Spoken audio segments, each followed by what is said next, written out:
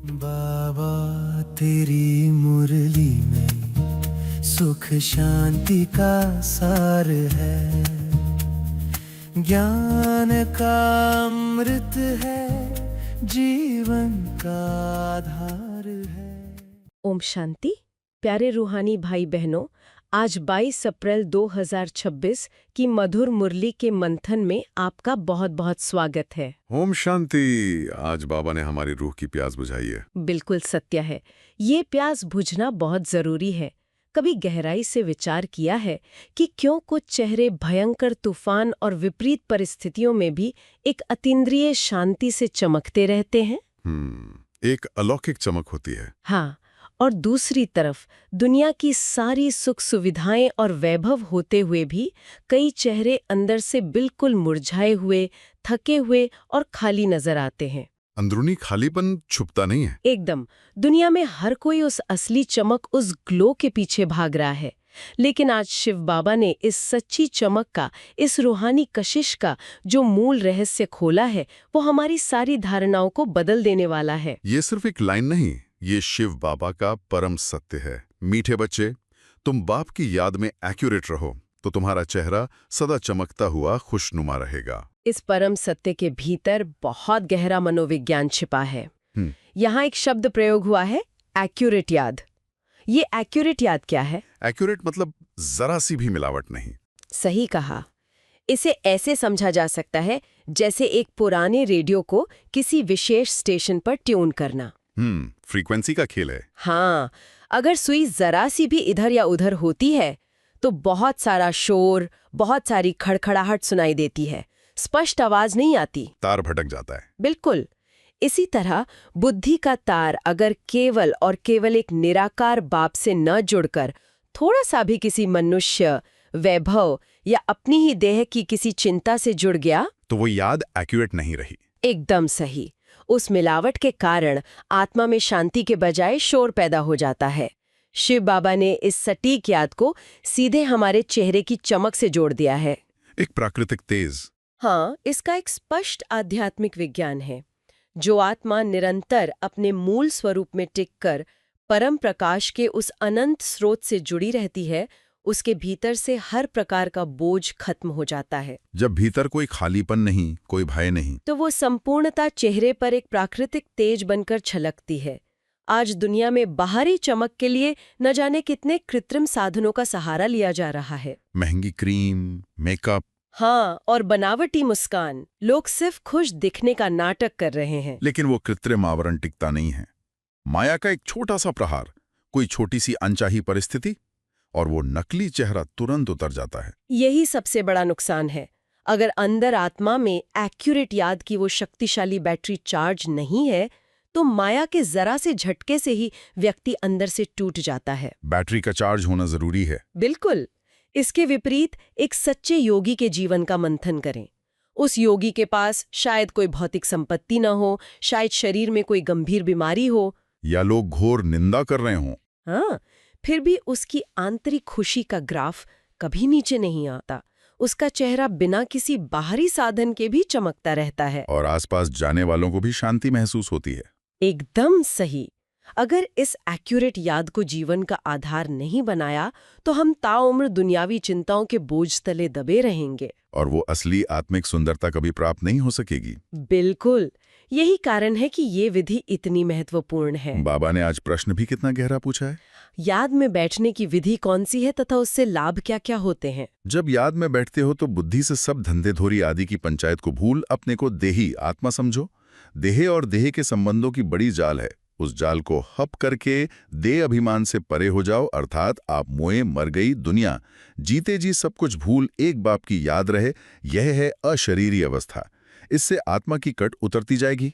यह उत्तर संपूर्ण परिवर्तन का मार्ग है। हाँ, बाबा ने इस उत्तर में जो विधि बताई है वो केवल एक प्रक्रिया नहीं है। यहाँ मकड़ी के जाल का जो सूक्ष्म भाव है उसे बहुत गहराई से समझना होगा। मकड़ी का अपना ही बुना हुआ जाल। बिल्कुल। मकड़ी कहीं बाहर से धागे नहीं लाती, वो अपने ही भीतर से धागे निकालती है, एक बड़ा और जटिल जाल बुनती है। और विडंबना देखिए, वो अपने ही बनाए हुए उस जाल में खुद ही फंस कर रह जाती है। मनुष्य आत्माओं की स्थिति आज बिल्कुल वैसी ही हो गई है। देह और देह के संबंधों की ये दुनिया। हाँ, ये काका, चाचा, मामा, रिश्तेदार और व्यापार या धंधेधौरी की अंतहीन पंचायत, ये सब किसी और ने नहीं बनाया है। ये आत्मा द्वारा ही बुना गया मोह का जाल है। एकदम। हम अपनी ही बनाई इस पंचायत में इतना बुरी तरह उलझ जाते हैं कि हम ये भूल ही जाते हैं कि हम वास्तव में कौन हैं। और इसी जाल से निकलने के लिए बाबा ने वो अद्भुत शब्द दिया है, हप करना। एक ही संकल्प में सर्वस्व समेट लेना। यह हॉप करना बहुत ही शक्तिशाली आध्यात्मिक युक्ति है।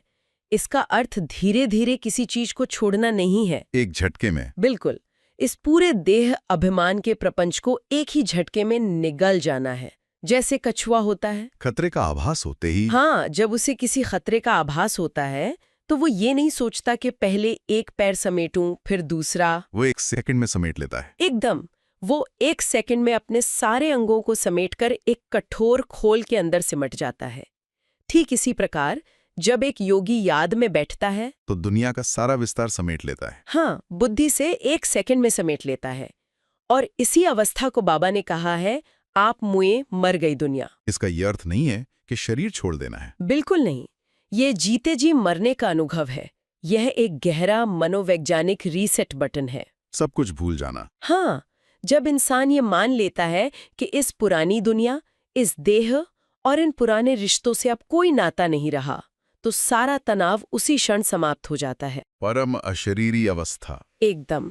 जब बुद्धि इस परम अशरीरी अवस्था में टिकती है, केवल तभी आत्मा पर लगे हुई जन्म जन्मांतर के विकर्मों की जंग, यानी वह कट उतरना शुरू होती है। जैसे लोहे की जंग। बिल्कुल।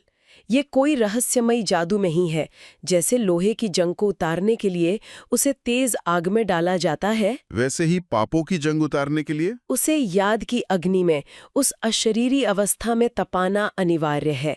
इसके बिना सतो प्रधान बनने का कोई दूसरा शॉर्टकट नहीं है। जब बाबा रूहानी पंडों और स्पिरिचुअल लाइट हाउस के बारे में कहते हैं तो महसूस होता है कि वो हमें कितना प्यार करते हैं। यह महावाक्य हर ब्राह्मण आत्मा को उसकी सबसे बड़ी जिम्मेदारी का ताज पहनाते हैं। जिस्मानी पंडे और रूहानी पंडे का अंतर। हाँ, इस दुनिया में जिस्मानी पंडे बहुत हैं। वे यात्रियों को अमरनाथ या बद्रीनाथ जैसी भौतिक यात्राओं पर ले जाते हैं। दुर्गम रास्ते, पहाड़ों की चढ़ाई। हाँ, बिल्कुल। लेकिन उस यात्रा का अंतिम परिणाम क्या होता है? 4 दिन की उस यात्रा के बाद उन यात्रियों को लौटकर फिर से इसी दुख की दुनिया में आना पड़ता है, उसी घर और उन्हीं समस्याओं के बीच। एकदम। वो मुक्ति का मार्ग नहीं है।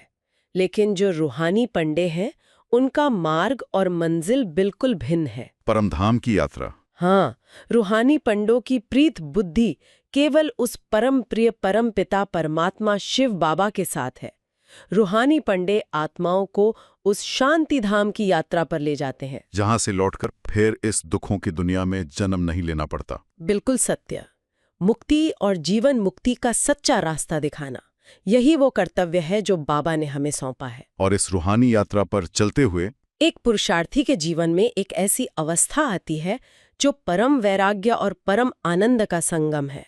बाबा ने इसके लिए बहुत ही मार्मिक महावाक्य उच्चारण किया है। दफ्तर की कुर्सी पर बैठे बैठे भी आत्मा घूम हो जाती है। हाँ। बाबा ने रस्सी खींच ली और मौज में बैठा है। हाँ, आज के समय में इसे इमेजिन करके देखिए। भीड़ और तनाव के बीच। बिल्कुल। मान लीजिए कि दफ्तर में बैठे हैं, फोन पर लगातार नोटिफिकेशंस आ रहे हैं, डेडलाइंस का भारी दबाव है, चारों तरफ कोलाहल। हाँ, ऐसी भयंकर भागदौड़ वाली स्थिति में भी वो आत्मा अपनी कुर्सी पर बैठी है, पर अंदर से वो बिल्कुल अछूती है। जैसे कठपुतली जिसके सारे धागे सीधे ऊपर वाले के हाथ में सौंप दिए गए। एकदम सटीक उदाहरण है। ये डिटैचमेंट यानी निर्लेप अवस्था का उच्चतम स्तर है। सब कुछ शिव बाबा को सौंप देना। हाँ, जब आत्मा अपना सर्वस्व, अपना हर कर्म, हर चिंता शिव बाबा को सौंप देती है, तो बाबा वो डोर खींच लेते हैं। शरीर कुर्सी पर बैठा है, आंखें खुली हैं, हाथ काम कर रहे हैं, लेकिन बुद्धि का कनेक्शन इस दुनिया से पूरी तरह कट चुका है। अद्भुत शांति। आसपास के लोग हैरान हो सकते हैं कि इतनी विपरीत परिस्थिति में भी इसके चेहरे पर यह शांति कहाँ से आ रही है। अंदर ही अंदर परम आनंद की मौज। बिल्कुल। बाबा के साथ एक रस अवस्था ये अवस्था रोजमर्रा के पुरुषार्थ की सबसे बड़ी मंजिल है। संन्यास का अर्थ जंगल में जाना नहीं है। एकदम सही। शोर के बीच रहकर भी पूरी तरह मौन हो जाना है। स्पिरिचुअल लाइट हाउस, घोर अंधियारे में रोशनी का एकमात्र स्तंभ। आज ये दुनिया कलयुग के घोर अंधियारे में गोते खा रही है। भारत का जो डाउनफॉल हुआ है, जहां कभी सर्वगुण संपन्न देवी देवता निवास करते थे, हाँ, जहां प्रकृति भी दासी थी, आज वही भारत और वही आत्माएं नरकवासी बन गई हैं। इस पतन के समय में जब हर कोई अंधकार में भटक रहा है, तब दुनिया को रास्ता कौन दिखाएगा? मास्टर बीज रूपात्मा। बिल्कुल। स्पिरिचुअल लाइट हाउस बनना समय की सबसे बड़ी पुकार है। और लाइट हाउस बनने की विधि क्या है? स्वदर्शन चक्र फिराना। एकदम सही। ये कोई लोहे का चक्र नहीं है जो उंगली पर घुमाया जाए। ये चक्र है स्वदर्शन का। अपने आदि, मध्य और अंत के स्वरूप को देखना। हाँ, निरंतर बुद्धि के नेत्र से देखना। मैं आत्मा परमधाम की वासी हूँ, मैं सतयुग की देव आत्मा हूँ। और अब इस संगम युग पर ब्राह्मण आत्मा हूँ। बिल्कुल। जब ये चक्र बुद्धि में फिरता है तो माया के सारे वार कट जाते हैं। एक लाइट हाउस की प्रकृति को समझें। वो अपनी जगह से हिलता नहीं। एकदम। जब समुद्र में भयंकर तूफान आता है तो लाइट हाउस अपनी जगह से भागकर जहाजों को बचाने समुद्र में नहीं कूदता। वो अचल अडोल खड़ा रहता है। हाँ, और निरंतर अपना प्रकाश चारों दिशाओं में फैलाता रहता है। ठीक इसी तरह एक ब्राह्मण आत्मा जब अपनी मास्टर बीजरूप अवस्था में टिकती है तो उसे भटकती हुई आत्माओं को बचाने के लिए भागदौड़ नहीं करनी पड़ती। एकदम सत्य। उसकी सिर्फ एक पवित्र उपस्थिति और उसके शक्तिशाली प्रकंपन ही भटकती हुई आत्माओं को शांतिधाम का रास्ता दिखा देते हैं। पूर्ण आज्ञाकारिता इस संपूर्ण यात्रा की एकमात्र चाबी है। बिल्कुल। बाबा बहुत स्पष्ट रूप से कहते हैं कि हमेशा समझो, शिव बाबा राय देते हैं। यह कभी मत सोचो कि ब्रह्मा मत देते हैं। ये पुरुषार्थ का सबसे सूक्ष्म बिंदु है। हाँ, और सबसे गंभीर भी। अगर हम इसके पीछे के मनोविज्ञान को समझें तो इंसान का ईगो, उसका अहंकार हमेशा दूसरे इंसान की बात को चुनौती देता है। मनुष्य की मत में हमेशा शंका होती है। एकदम सही। अगर बुद्धि में जरा सा भी ये संकल्प आ गया कि ये ज्ञान, ये श्रीमत किसी मनुष्य की है, ब्रह्मा की है, तो तुरंत मन में शंकाएं पैदा होंगी। क्यों और कैसे उत्पन्न होता है? हाँ, जो सीधा अवज्ञा की ओर ले जाता है। और जहां शंका है वहां संपूर्ण समर्पण कभी हो ही नहीं सकता। तार टूट जाता है। यही सबसे बड़ा नुकसान है। लेकिन जब ये निश्चय पक्का होता है कि ये डायरेक्शन किसी देहधारी का नहीं, बल्कि स्वयं त्रिलोकीनाथ उस निराकार परमपिता का है, बिल्कुल, तो मन का सारा अहंकार समाप्त हो जाता है। शिव बाबा जो कहते हैं वो केवल और केवल कल्याणकारी ही हो सकता है। हमारा सोचने का दायरा बहुत सीमित है। एकदम। कई बार ऐसा हो सकता है कि बाबा की किसी श्रीमत पर चलने से बाहर की दुनिया के हिसाब से ऐसा लगे कि कुछ अकल्याण हो रहा है, कुछ नुकसान हो रहा है। हाँ, लेकिन अगर निराकार पर पूर्ण निश्चय है तो वो परिस्थिति भी अंत में परम कल्याण के रूप में ही बदल जाएगी। निराकार से सीधा कनेक्शन ही सुरक्षा कवच है। बिल्कुल सत्य कहा। बिना किसी देहदारी के बीच में आए ये पूरा मंथन आज हमें एक बहुत गहरे विचार बिंदु पर लाकर खड़ा कर देता है। आत्मनिरीक्षण का समय है। हाँ, क्या हम अपने रोजमर्रा के जीवन में, दफ्तर की उस भीड़ में या घर के शोर शराबे के बीच एक पल के लिए भी खुद को उस देहाभिमान के मकड़ी के जाल से बाहर निकालकर उस रस्सी के खींचने का अनुभव कर पा रहे हैं? एकदम। क्या हम सच में वो अचल लाइट हाउस बन रहे हैं जिसकी सिर्फ एक नजर किसी भटकती दुखी आत्मा को उसके असली घर का रास्ता दिखा दे? इस गहराई में उतरकर आज हर एक को स्वयं से ये पूछना है। मीठी मीठी सी कील दे बच्चों प्रति मात पिता बाप दादा का याद प्यार और गुड मॉर्निंग। रूहानी बाप की रूहानी बच्चों को नमस्ते। दिल भर आया बाबा।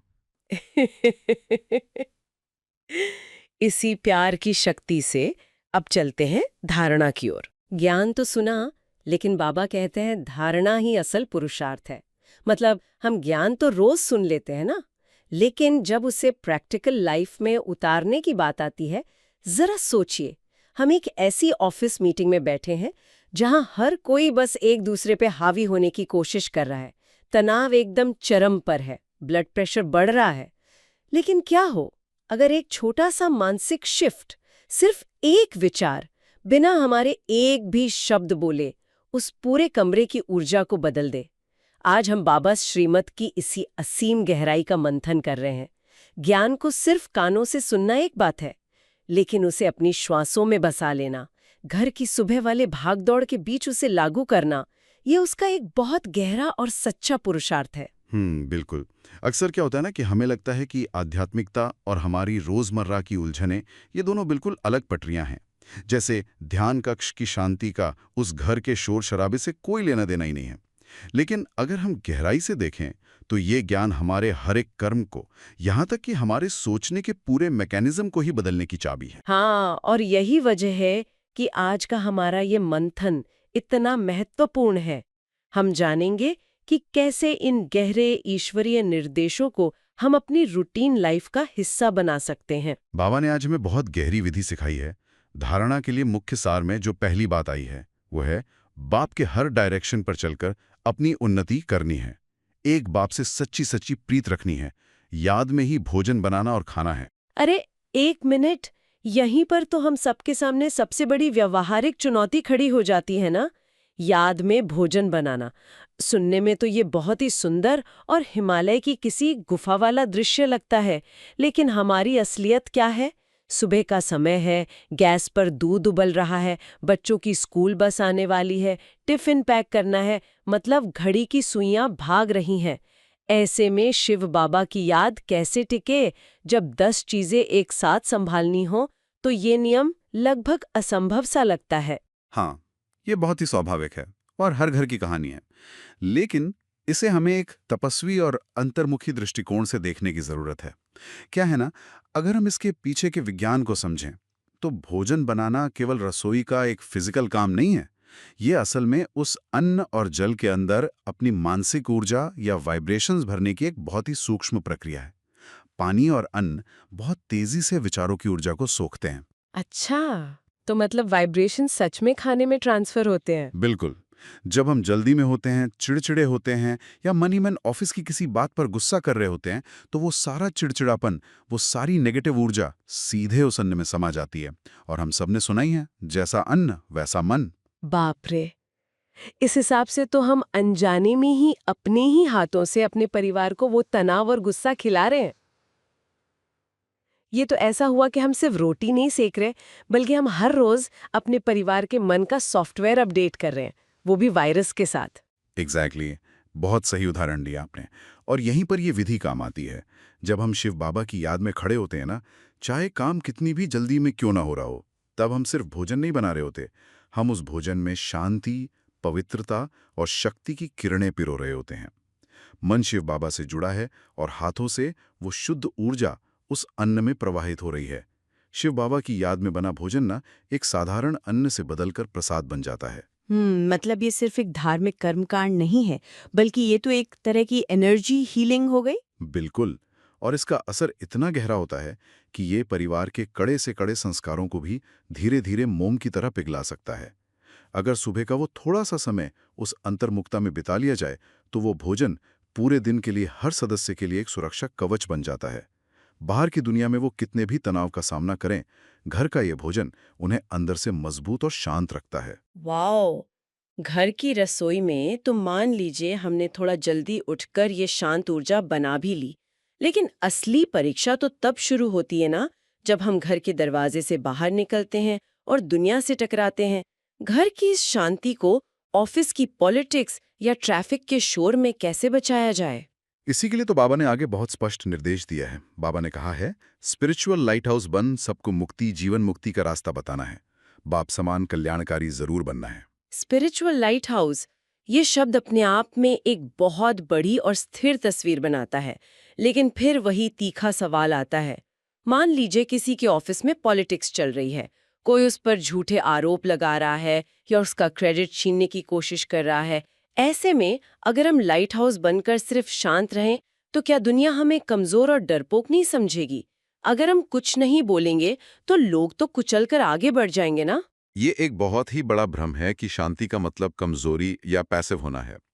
इसे ऐसे समझते हैं, एक लाइट हाउस की कल्पना करें। समुद्र में भयंकर तूफान है, लहरें अपनी पूरी ताकत से लाइट हाउस की दीवारों से टकराती हैं। लेकिन क्या लाइट हाउस समुद्र में कूदकर लहरों से लड़ना शुरू कर देता है? क्या वो लहरों को शांत करने की कोशिश करता है? नहीं, वो तो अपनी जगह खड़ा रहता है। बिल्कुल, क्योंकि उसका काम लहरों से बहस करना नहीं है। उसका काम अपनी मजबूत नींव पर अडिग रहकर दिशा दिखाना है।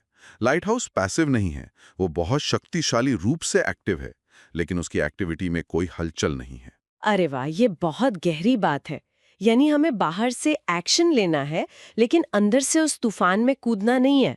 एग्जैक्टली जब हम बाबा श्रीमत पर चलते हुए अपने अंदर वो कल्याणकारी भावना रखते हैं ना, तो इसका मतलब ये नहीं है कि हम गलत का विरोध नहीं करेंगे।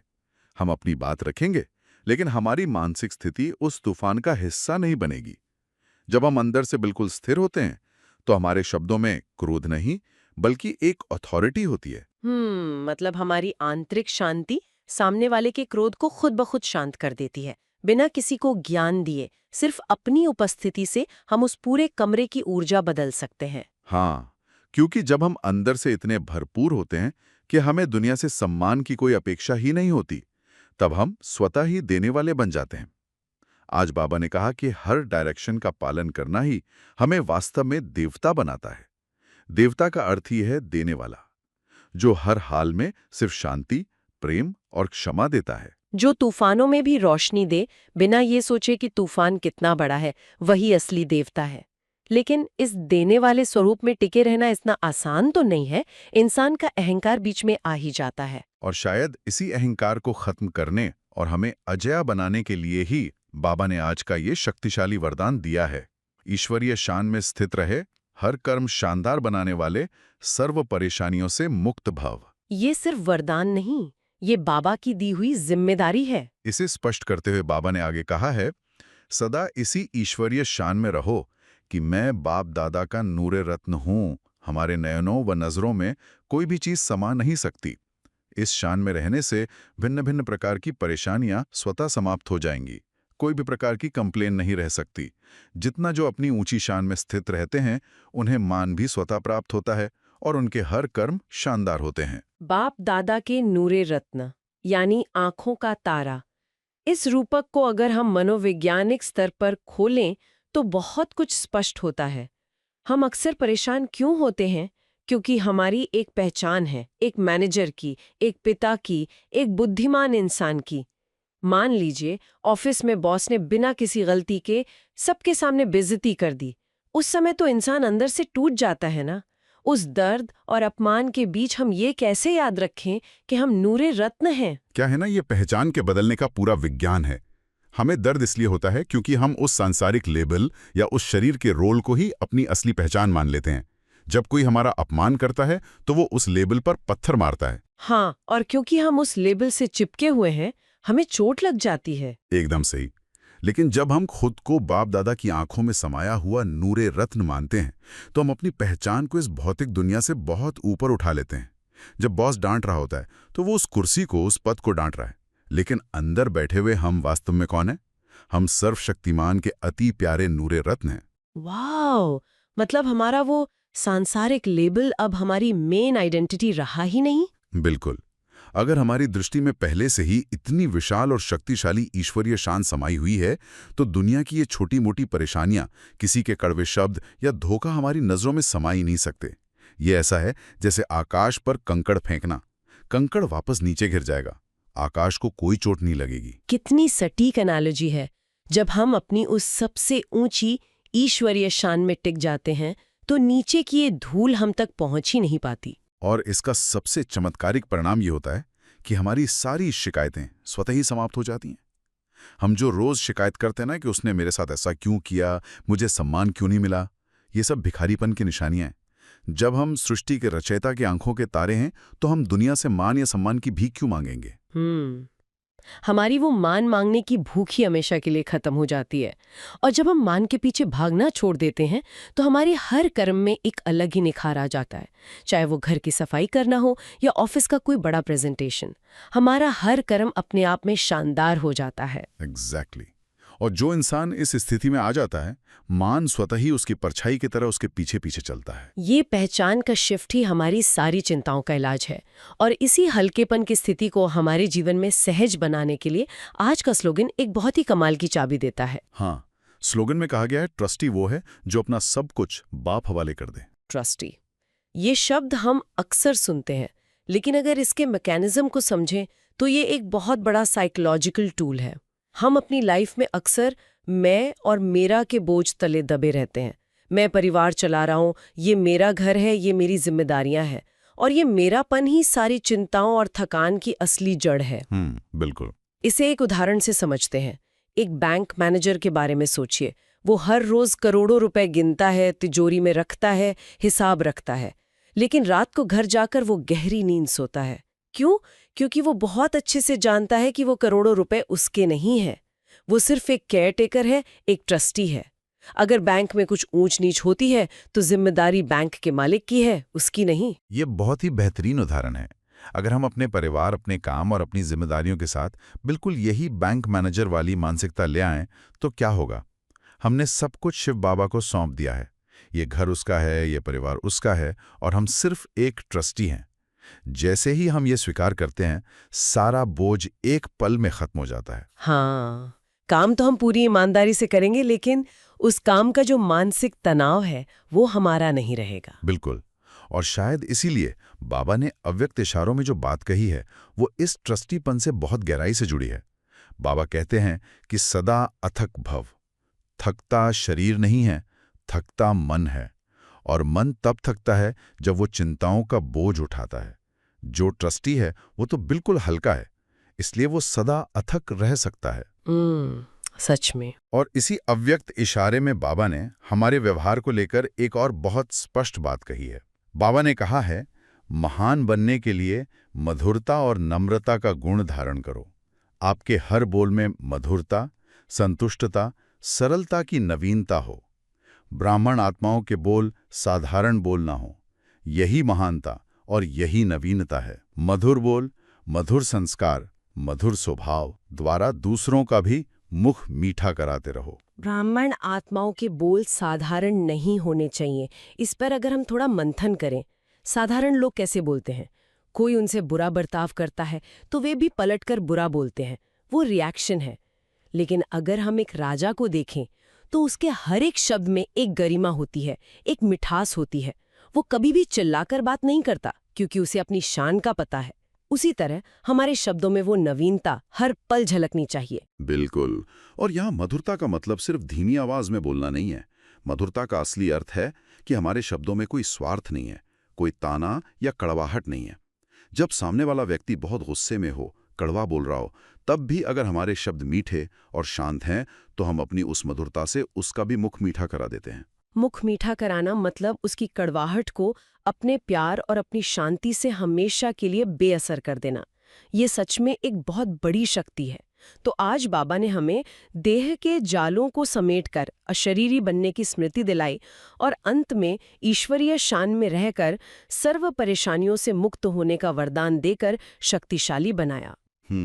यह आज का बहुत ही गहरा और रूहानी मंथन रहा। आइए अब कुछ पलों के लिए दुनिया की इस सारी भागदौड़ से दूर इस पूरे ध्यान को, इस गहरे मंथन को अपने अंदर बहुत गहराई तक उतार लें। सब कुछ भूलकर बस इस एक पल में पूरी तरह ठहर जाएं।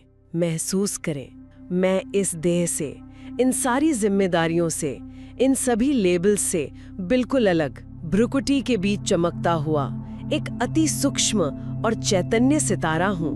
मैं बाप दादा की आंखों में समाया हुआ उनका अति प्यारा नूरे रत्न हूँ। बहुत ऊपर उस शांत और सुनहरे परम धाम में शिव बाबा की असीम, शक्तिशाली और ठंडी किरणें सीधे मुझ पर पड़ रही हैं। बाबा की ये दिव्य किरणें मेरे चारों ओर एक बहुत ही शक्तिशाली और अभेद्य सुरक्षा कवच बना रही हैं। मेरी हर एक परेशानी, हर एक शिकायत, हर एक चिंता इन किरणों की रोशनी में हमेशा के लिए भस्म हो रही है। मैं अंदर से बहुत हल्का, एकदम खाली और शांत महसूस कर रहा हूँ। ये ईश्वरीय शान, ये दिव्य मधुरता मेरी आत्मा के कण कण में गहराई से समा रही है। मैं सदा अथक, सर्व परेशानियों से मुक्त एक मास्टर सर्वशक्तिवान आत्मा हूँ। आइए बाबा के सामने संकल्प लें। मैं एक बाप दादा का नूरे रत्न हूँ। मेरी ईश्वरीय शान हर परेशानी से मुक्त है। कमेंट में लिखें नूरे रत्न। ओम शांति। बाबा ओम शांति। तेरी मुरली में सुख शांति का सार है, ज्ञान का अमृत है, जीवन का आधार